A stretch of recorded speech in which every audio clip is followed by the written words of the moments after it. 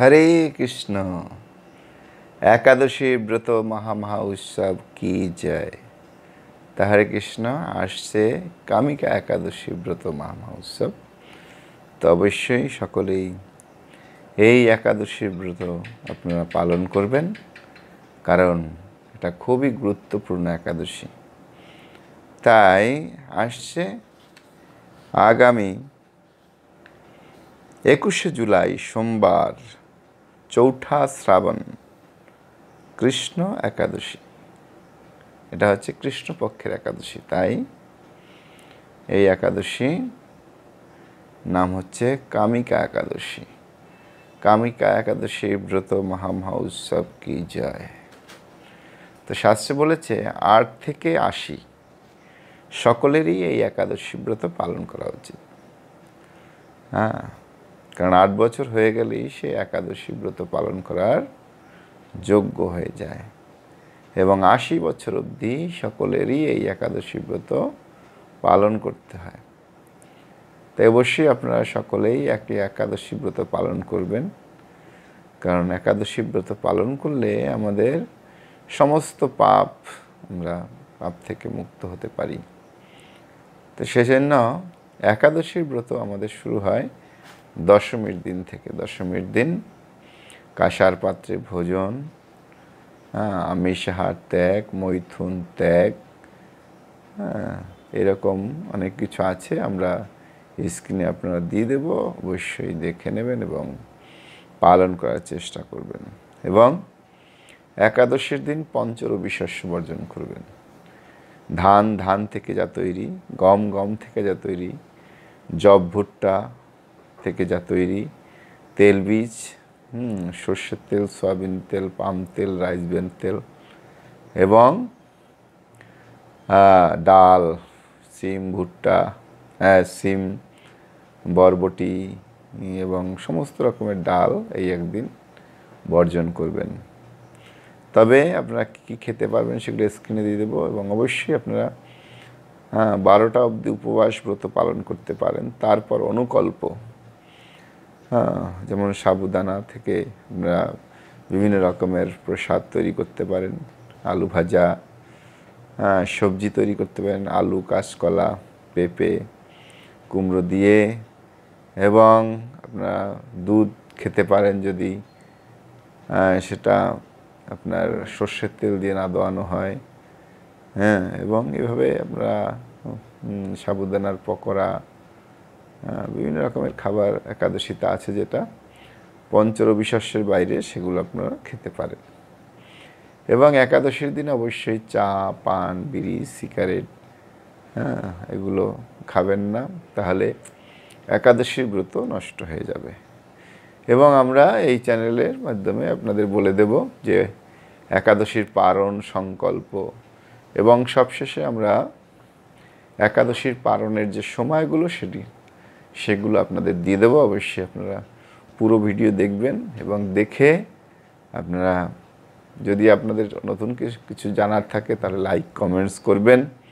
অবশ্যই একাদশী ব্রত পালন করবেন। তো হরে কৃষ্ণ। এখন আমরা আপনাদেরকে এই একাদশীর ব্রতের যে মাহাত্ম্য কথা সেটা শ্রবণ করাবো। হরে কৃষ্ণ। কামিকা একাদশী শ্রাবণ মাসের কৃষ্ণপক্ষিয়া কামিকা একাদশীর কথা ব্রহ্মবৈবর্ত পুরাণে যুধিষ্ঠির শ্রীকৃষ্ণ সংবাদে বলা হয়েছে। যুধিষ্ঠির মহারাজ শ্রীকৃষ্ণকে বললেন, হে গোবিন্দ, হে বাসুদেব, শ্রাবণ মাসের কৃষ্ণপক্ষের একাদশীর নাম এবং মাহাত্ম্য সবিস্তারে আমার কাছে বর্ণনা করুন। তা শুনতে আমি অত্যন্ত কৌতূহলী। প্রত্যুত্তরে ভক্তবৎসল ভগবান শ্রীকৃষ্ণ বললেন, হে রাজন, পূর্বে দেবর্ষি নারদ প্রজাপতি ব্রহ্মাকে এই প্রশ্ন করলে তিনি যে উত্তর প্রদান করেছিলেন, আমি এখন সেই কথাই বলছি। আপনি মনোযোগ সহকারে তা শ্রবণ করুন। এক সময় ব্রহ্মার কাছে ভক্তশ্রেষ্ঠ নারদ জিজ্ঞাসা করলেন, হে ভগবান, শ্রাবণ মাসের কৃষ্ণপক্ষিয়া একাদশীর নাম কি? এর আরাধ্য দেবতাকে? সেই ব্রতের বিধি বা কী রকম? এবং এই ব্রতের ফলে কি পুণ্য লাভ হয় তা সবিস্তারে জানতে ইচ্ছা করি।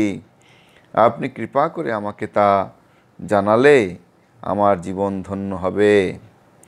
নারদের এই কথা শুনে ব্রহ্মা অত্যন্ত সন্তুষ্ট হলেন। তিনি বললেন, হে বৎস, জগৎ জীবের কল্যাণের জন্য, মঙ্গলের জন্য আমি তোমার এই প্রশ্নের যথাযথ উত্তর দিচ্ছি, তুমি তা শ্রবণ করো। শ্রাবণ মাসের কৃষ্ণপক্ষে একাদশী কামিকা নামে জগতে প্রসিদ্ধ এই একাদশীর মাহাত্ম্য শ্রবণে বাষ্পীয় যজ্ঞের ফল লাভ হয়। ভগবান শ্রীহরির পূজা অর্চনা অপরিসীম পুণ্যফল প্রদান করে। গঙ্গা, গোদাবরী, কাশী, নৈমিষারণ্য, পুষ্কর ইত্যাদি তীর্থ দর্শনে সমস্ত ফল একমাত্র কৃষ্ণ পূজার মাধ্যমেই কোটি গুণ লাভ হয়ে যায়। এই যে কৃষ্ণ পূজার মাধ্যমে কোটি গুণ লাভ হয়ে যায়, সেজন্য সবাই গৃহে ভগবান শ্রীকৃষ্ণের পুজো করুন। হরে কৃষ্ণ।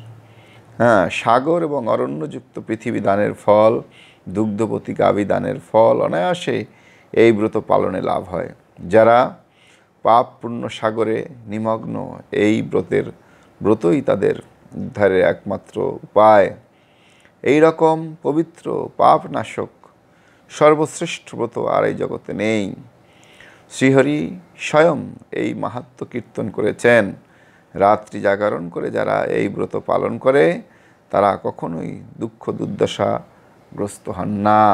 তো অবশ্যই রাত্রি জাগরণ করে এই ব্রত পালন করবেন, তাহলে আপনাদের সমস্ত দুঃখ পালিয়ে যাবে। এই ব্রত পালনকারী কখনো নিম্নজনী প্রাপ্ত হন না।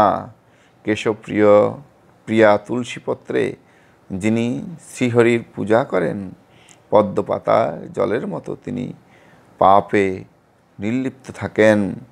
তুলসীপত্র দিয়ে বিষ্ণু পূজায় ভগবান যেমন সন্তুষ্ট হন, মণি মুক্তাদি মূল্যবান রত্নের মাধ্যমেও তেমন প্রীত হন না। যিনি কেশবকে তুলসী মঞ্জরি দিয়ে পূজা করে তার জন্মার্জিত সমস্ত পাপ ক্ষয় হয়ে যায়। এই প্রসঙ্গে বলা হয়েছে, হে নারদ, যিনি তুলসীকে প্রত্যাহ দর্শন করে তার সকল পাপ রাশি বিদরিত হয়ে যায়। যিনি তাকে স্পর্শ করেন তার পাপ মণ্ডিত দেহ পবিত্র হয়। তাকে প্রণাম করলে সমস্ত রোগ দূর হয়। তাকে জল সিঞ্চন করলে যমও তার কাছে আসতে ভয় পান। শ্রীহরি চরণে তুলসী অর্পিত হলে ভগবত ভক্তি লাভ হয়। তাই হে কৃষ্ণ ভক্তি প্রদায়িনী, তোমাকে প্রণাম করি। যে ব্যক্তি হরিভাসরে ভগবানের সামনে দীপদান করে, চিত্রগুপ্ত তার পুণ্যের সংখ্যা হিসাব করতে পারে না। তার পিতৃপুরুষেরা পরম তৃপ্তি লাভ করেন। শ্রীকৃষ্ণ বললেন, হে রাজন, আমি আপনার কাছে সর্বপাপহারিণী কামিকা একাদশীর ব্রত মাহাত্ম্য বর্ণনা করলাম। অতএব যিনি ব্রহ্মহত্যা, ভ্রূণহত্যা, পাপ বিনাশিনী এবং মহাপুণ্য ফলদায়ী এই ব্রত পালন করবেন, এর মাহাত্ম্য শ্রদ্ধা সহকারে পাঠ এবং শ্রবণ করবেন, তিনি সর্বপাপ থেকে মুক্ত হয়ে বিষ্ণুলোকে গমন করবেন। তা অবশ্যই আপনারা শুনলেন এই কামিকা একাদশীর ব্রত মাহাত্ম্য। এবার আমরা আমাদের সারা ভারতবর্ষের যে আপনাদের একাদশীর পালনের সময় সেটা বলে দেব, এবং সারা বিশ্বের পালনের সময় আমরা স্ক্রিনে দিয়ে দেবো, আপনারা দেখে নেবেন। অবশ্যই আপনারা এই একাদশীর ব্রত পালন করবেন। যেহেতু 21শে জুলাই হচ্ছে একাদশী, 22শে জুলাই হচ্ছে এর পালন। তো মায়াপুর এবং তার আশেপাশে যারা আছেন তারা 5টা 2 থেকে 7টা 7-এর মধ্যে পালন করবেন। যারা ইম্ফলে আছেন তারা 4টে 37 থেকে 7টা 7-এর মধ্যে পালন করবেন। যারা গুয়াহাটিতে আছেন তারা 4টে 43 থেকে 7টা 7-এর মধ্যে পালন করবেন। এবার পালনের সময়টা খুব কম, 7টা 7-এর মধ্যে পালন করতে হবে। এবং কলকাতা এবং তার আশেপাশে যারা আছেন তারা 6টা 3 থেকে 7টা 7-এর মধ্যে পালন করবেন। খুব কম সময়, 1 ঘন্টা সময় মাত্র। ভুবনেশ্বরে যারা আছেন তারা 5টা